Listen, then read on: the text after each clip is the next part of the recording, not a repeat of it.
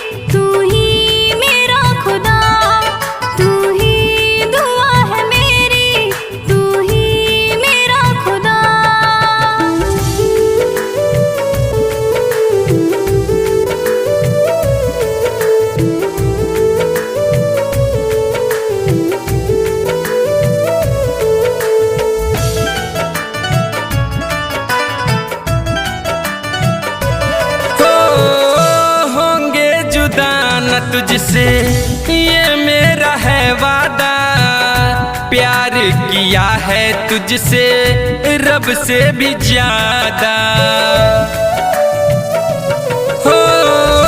होंगे जुदा न तुझसे ये मेरा है वादा, प्यार किया है तुझसे रब से भी ज्यादा। एक दूजे के दिल में अब तो एक दूजे के दिल में अब तो रहना है हमें सदा। तू ही दुआ है मेरी, तू ही मेरा खुदा। तू ही दुआ है मेरी, तू ही मेरा खुदा।